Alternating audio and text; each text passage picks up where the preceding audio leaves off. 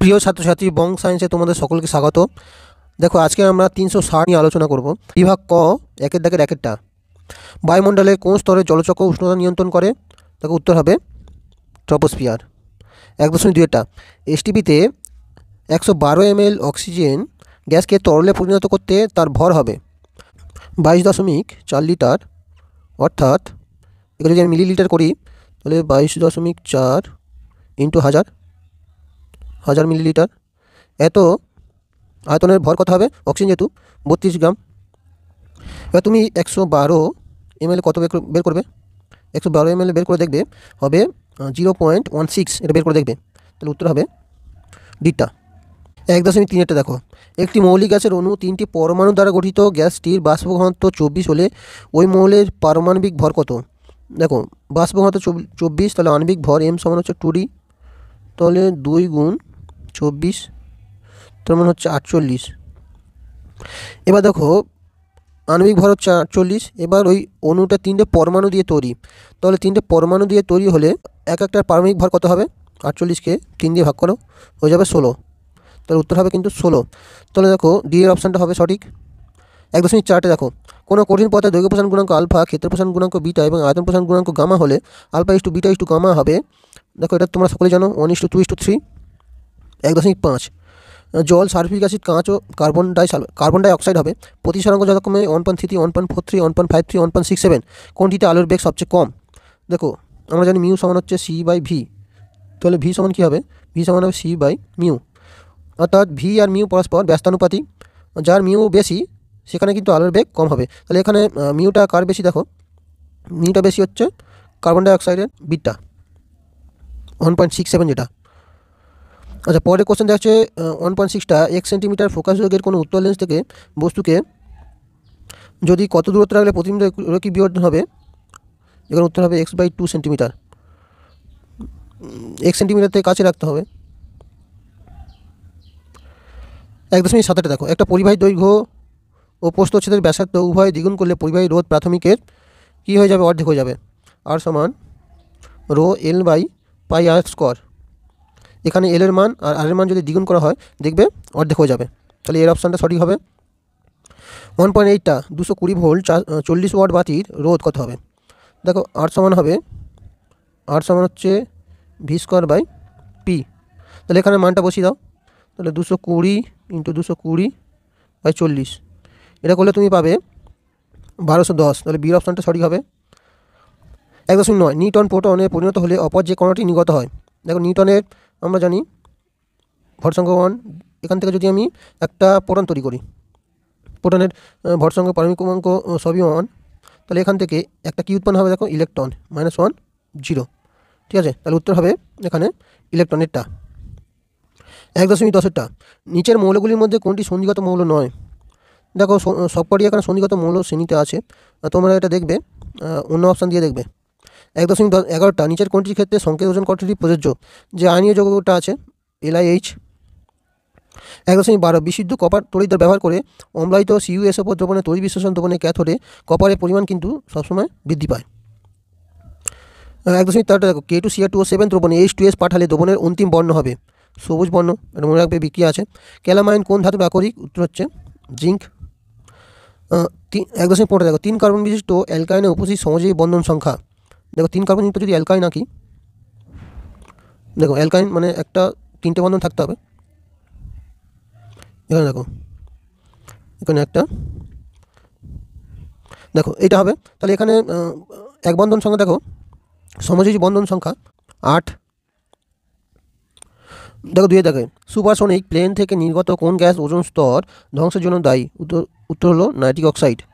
2.2টা, সহনশীল বিকাশের মূল শর্তটি হলো পরিবেশের উপর ন্যূনতম হস্তক্ষেপ। উপরে বিবৃতি সত্য না মিথ্যা লেখো, উত্তর হবে সত্য। অথবা এমন একটা শক্তি উৎসের নাম লেখো যা প্রত্যক্ষ পরোক্ষ কোনোভাবেই সূর্য থেকে আসে না। উত্তর হলো ভূতাপ শক্তি। 2.3, এ গ্যাসের x/2 লিটার আয়তন অনুসংখ্যা n হলে একই চাপ ও উষ্ণতায় বি গ্যাসের x/3 লিটার আয়তন অনুসংখ্যা কত হবে? দেখো, x/2 লিটার এর যদি আয়তন n হয় তাহলে 1 লিটারের আয়তন কত হবে? দেখো, 2n/x, আর x/3 লিটারের আয়তন কত হবে? 2n/x × x/3, তাহলে উত্তর হবে x কেটে যাবে, তাহলে 2n/3, 2n/3 সঠিক উত্তর। 2.4 দেখো পিভি সমান W/m আরটি সমীকরণটিতে m এর একক কী? দেখো এই W/m এটা W/m এটা সমান হচ্ছে n, তাহলে এখানে m সমান কী হবে? m সমান হবে W/n। W হচ্ছে ভর আর n হচ্ছে মোল, তাহলে গ্রাম পার মোল। দেখো 2.5 একটি কঠিন পদার্থের দৈর্ঘ্য প্রসারণ গুণাঙ্কের মান 18 × 10⁻⁻⁶ পার ডিগ্রি সেলসিয়াস হলে ফাইনাল স্কেলের মান কত হবে? দেখো আলফা এফ সমান 5/9 আলফা সি, তাহলে 5/9 ইন্টু কত হবে? 18 × 10⁻⁻⁶, তাহলে 9 2 18, তাহলে 10 × 10⁻⁶ পার ডিগ্রি সেলসিয়াস হবে। অথবা দেখা যাচ্ছে তাপ পরিবাহিতাঙ্কের এসআই এককটি লেখো।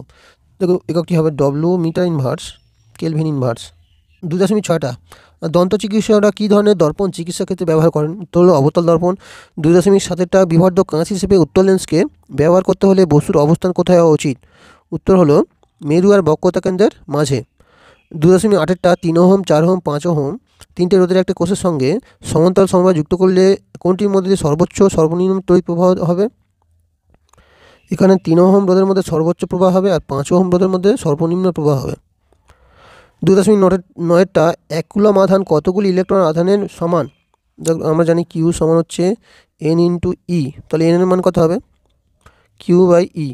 কিউর মান দেওয়া আছে 1 কুলম আর এর মান জানি 1.6 × 10⁻⁻19, তাহলে এটা তুলে দেবে, তাহলে উত্তর হবে 10/16 × 10⁻19 মাইনাস হবে না, তাহলে এটা তোমরা কাটাকুটি করবে, উত্তর পেয়ে যাবে।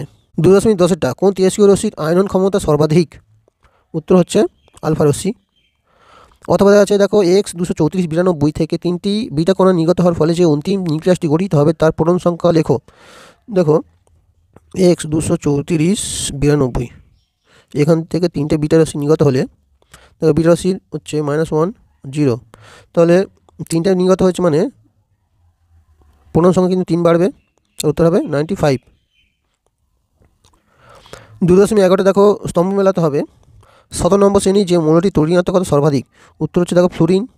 এটি ক্ষারীয় মৃত্তিকা মৌল। ম্যাগনেসিয়াম একটি ধাতু যেটি কার্বন বিজারণ পদ্ধতিতে প্রস্তুত করা হয়। জিঙ্ক।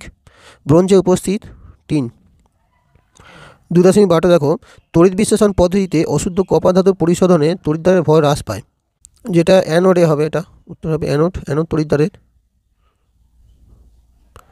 অথবা রূপোর ওপর সোনার তড়িৎলেপনে তড়িৎ বিশ্লেষ্য রূপে কী ব্যবহৃত হয়?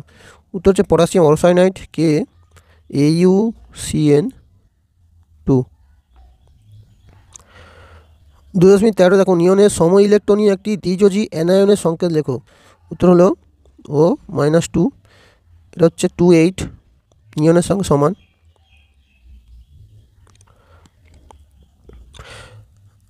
পরের কোশ্চেন দেখো জলের তড়িৎ বিশ্লেষণে ক্যাথোডে 11.2 লিটার গ্যাস উৎপন্ন হয়। একই চাপ ও উষ্ণতায় অ্যানোডে উৎপন্ন গ্যাসের আয়তন কত? দেখো জলের তড়িৎ বিশ্লেষণে হাইড্রোজেন আর অক্সিজেন উৎপন্ন হয়। ক্যাথোডে হাইড্রোজেন অ্যান্ড অক্সিজেন উৎপন্ন হয়, এর অনুপাত 2:1। হাইড্রোজেন 2 অনুপাত হলে অক্সিজেন 1, তাহলে 11.2 একে 2 দিয়ে ভাগ করো, উত্তর হবে 5.6।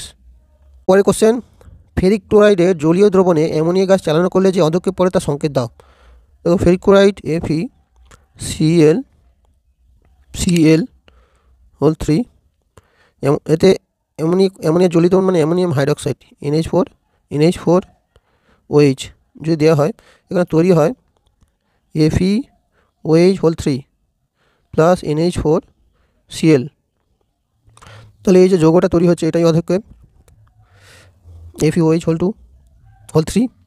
অথবা শূন্যস্থান পূরণ করেও এখানে NaOH প্লাস H2S উৎপন্ন হয়, NaHS, সোডিয়াম, হাইড্রোজেন সালফাইড আর জল। হিমায়ু রূপে তরল অ্যামোনিয়া ব্যবহৃত হওয়ার মূল কারণ কি?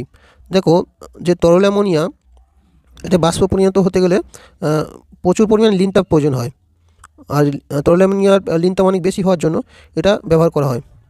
2.17 অ্যাসিটিক অ্যাসিডের মধ্যে NaCO3 যোগ করলে কোন গ্যাস নির্গত হয়? উত্তর হবে কার্বন ডাইঅক্সাইড CO2।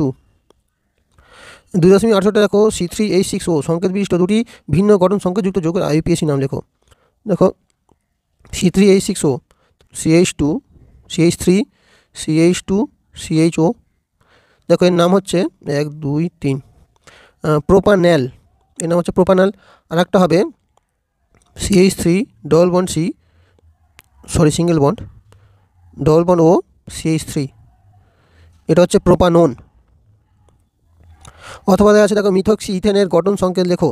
দেখো মিথক্সি ইথেনের গঠন সংকেত হচ্ছে CH3 ও CH2 CH3। দেখো MCQ VSQ এই দুটো কোশ্চেনের উত্তর করে দিলাম। পড়ে থাকে 2 নম্বর 3 নম্বর, ওগুলো তোমরা নিজেরা চেষ্টা করবে, যদি না পারো অবশ্যই কমেন্ট করে জানাবে, অবশ্যই করে দেওয়া হবে। ভিডিওটি ভালো লাগলে লাইক এবং চ্যানেলটা সাবস্ক্রাইব করে রাখবে এরকম আরও অনেক ভিডিও পাওয়ার জন্য।